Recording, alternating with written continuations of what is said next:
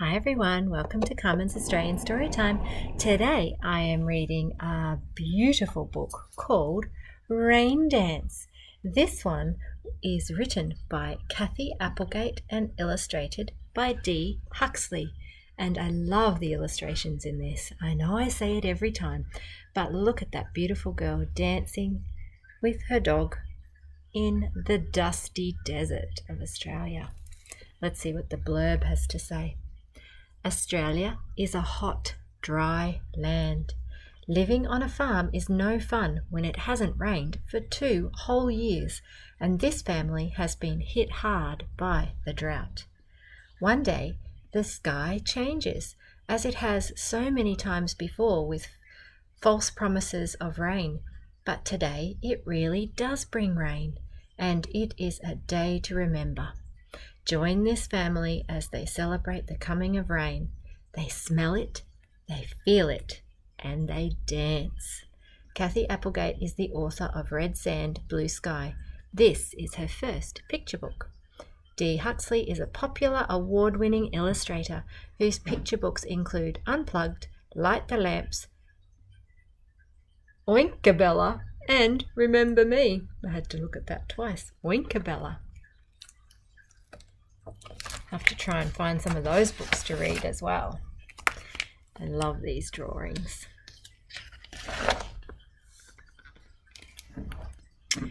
Everything is quiet. Everything is still. It hasn't rained for 2 whole years. We wait and wait and wait until we are no longer sure what we are waiting for and whether it will ever come. That would be very hard, wouldn't it, to live where it's very dry.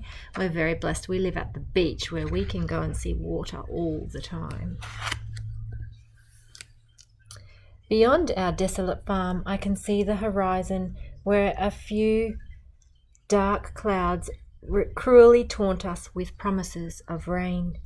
It never comes, and now our dam is a patch of dry, cracked mud, surrounded by patched brown land.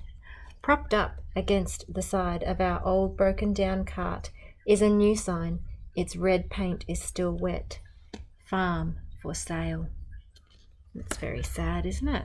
Imagine having to sell your home because you can't stay there anymore. It's too dry. No water. The cicadas have been shrilling, calling impatiently for the rain. Sorry. This morning, even they are quiet. The silence steals into corners and cracks, nooks and crannies.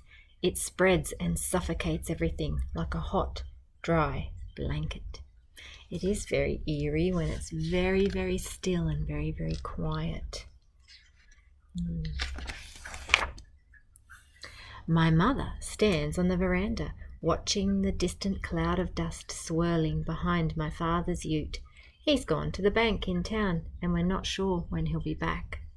My dog, Munro, greets me as I step outside. He stretches, sniffing the air with interest. What is it, fella? What's out there?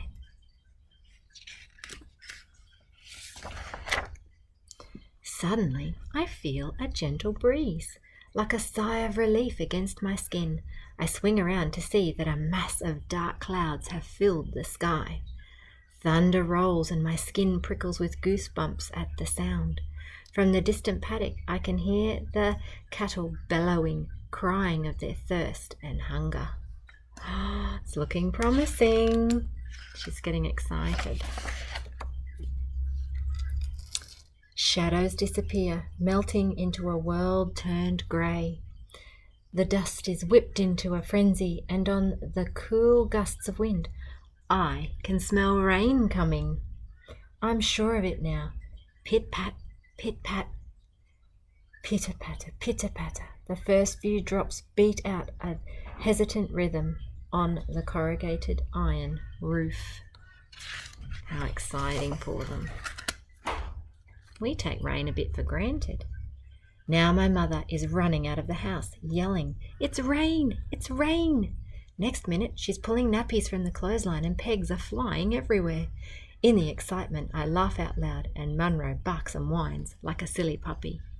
He might never have seen rain before.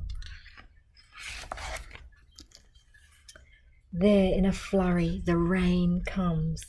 The torrent beats on the roof so loudly that I can't even hear my own voice.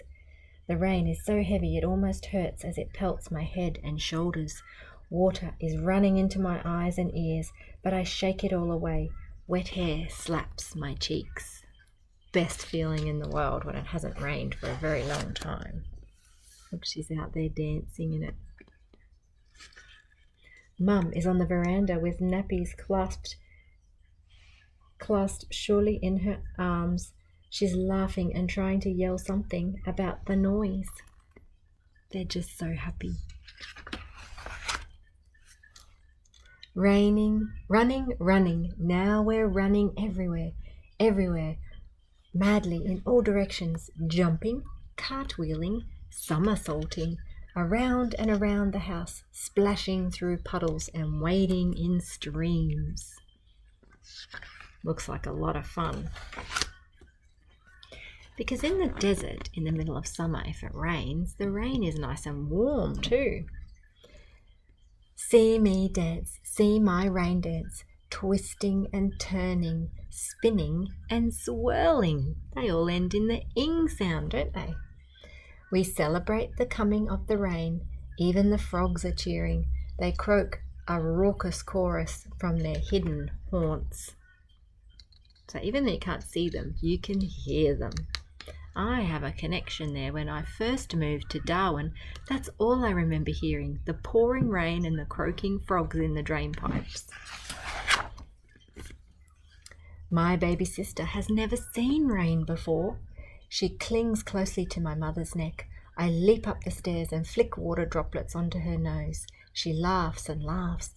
Come and dance, I cry. Come and dance. But she is too little to understand. At last, Munro and I collapse on the steps, completely out of breath. For ages we sit, content to watch the water sheeting down. All day it rains, and all day we watched and wonder, until eventually it slows and stops. In the end, all that remains is the drip, drip, drip from the edges of the roof. The wind has gone. The heat has been washed out of the day. Mum puts a towel around me and holds me tight. Her smiling face is damp with tears and raindrops. Everything is quiet. Everything is still. The paint on the new sign has been washed away into a few messy red streaks, and we know that Dad will be home again soon.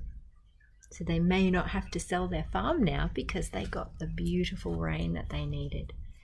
That was a beautiful book, and I love to see that little girl dancing with her dog. Thank you for joining me on Carmen's Australian Storytime. I hope you enjoyed that book as much as I did. Don't forget to click and subscribe, and I will see you next time. Bye.